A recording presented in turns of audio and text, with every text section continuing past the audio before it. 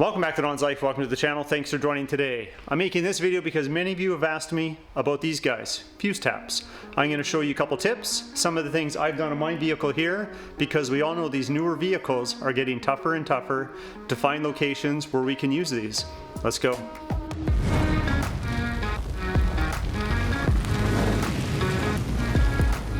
Now, I've been using fuse taps for years, and if installed correctly, they are completely safe. The problem is, it can get confusing. So I'm going to show you a few of the basics, but they can be used to make a nice clean install for all kinds of accessories, whether it be a dash cam, whether it be a radar detector, whether it be an electric box cover, whether it be a fancy tailgate light bar, and many, many other accessories you may want to add to your vehicle. Now, a little backstory here, reviewing some of the accessories that I fuse tapped on this truck. Now, the very first fuse tap I ever used on this truck was for my onboard compressor right here. It has a trigger wire that will allow the compressor only to work if that trigger wire is able to pull a little bit of current. Well, to do that, you hook it up to an ignition source. So when the vehicle is on, that's the only time the compressor can pull all the power that it needs to operate, because I didn't want it running all the time. So I connected that trigger wire to a fuse tap, not unlike this one, to my cooled seat circuit that would share this power circuit right here, and it worked fine. Then after that, I eventually added this aux beam switch right here, which I can turn on and off remotely now. And that allows me to turn off my air compressor or turn on my air compressor through this switch.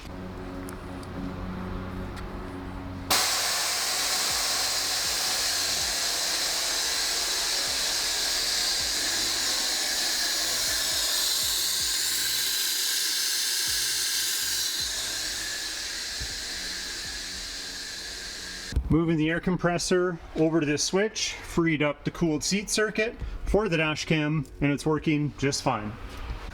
Now, more recently, I installed a tailgate light bar here, a little fancy one called the Micro2 Freedom Blade, and it requires a switched ignition source, which I found up here under this fuse box right here, actually that location right there, and that worked fine.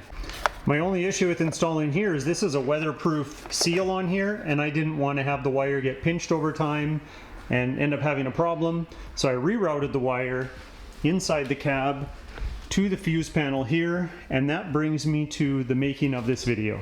Now, unfortunately for me, even though the circuit that I tapped was safe, nothing bad was going to happen, it generated an error message, which I didn't put two and two together at the time, but it was because I tapped that circuit.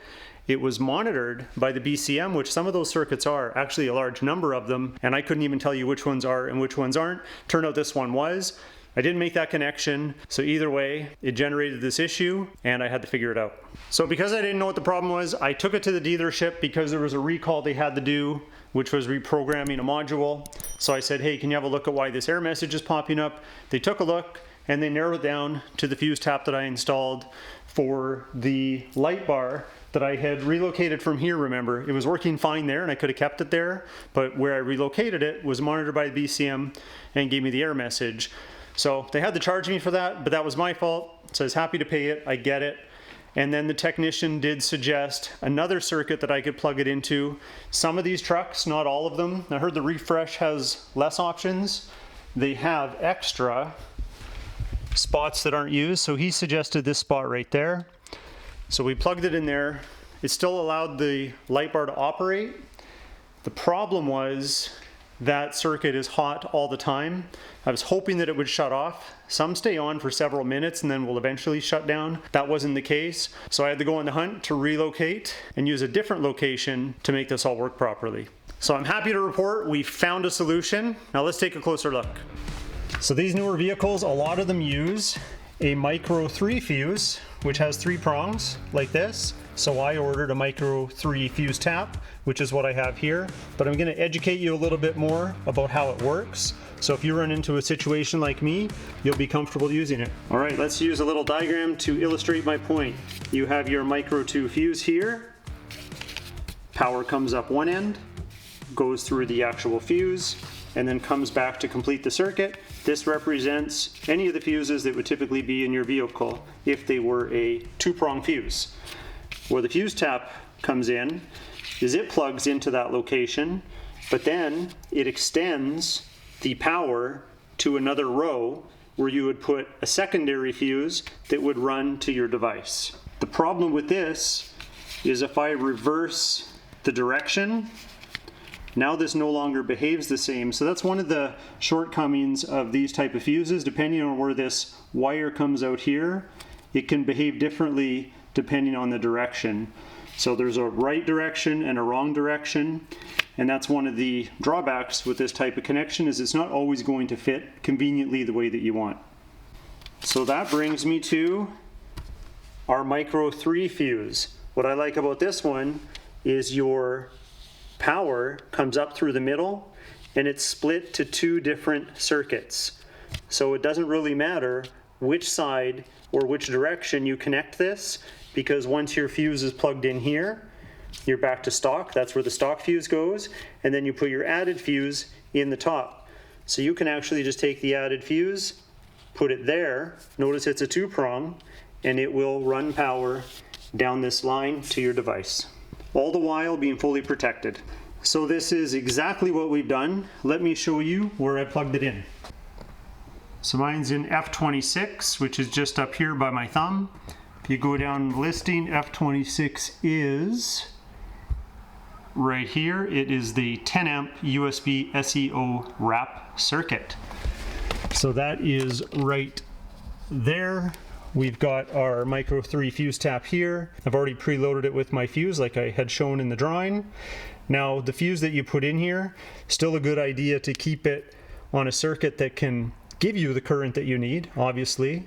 So this doesn't require much current, 7.5 protected, and it's on a 10 amp circuit. So if we get a surge or it exceeds either of these ratings, this will blow and then we can replace that. Now for plugging it in, like I said, it doesn't matter if you go this way or this way, because the power always comes up the middle and goes to each side. So that's really nice. It's not directional, but the wire that comes out of here might inhibit which way it goes, so we have to go this way. Now you might have noticed on camera I shaved a little plastic off of the sides here. That's because the housing of the fuse tap was rubbing a little bit on the edges, so I just shaved that down just a little bit, and now it slides in beautifully right there. We can tuck in our wire. This is not a hot circuit until I turn on the ignition, and that's what we wanted for the device that we connected. Now I don't know why I wasn't using Micro3 fuse taps earlier. Maybe I was just afraid, but you can see how easy it is now. Everything's tightened up good. So more and more vehicles are only going to have those options for circuits that are viable for tapping. So now you know more about the Micro3 fuse tap. So with all that being said, if you like today's video, hit that like button. Please consider subscribing, and we'll talk to you next time.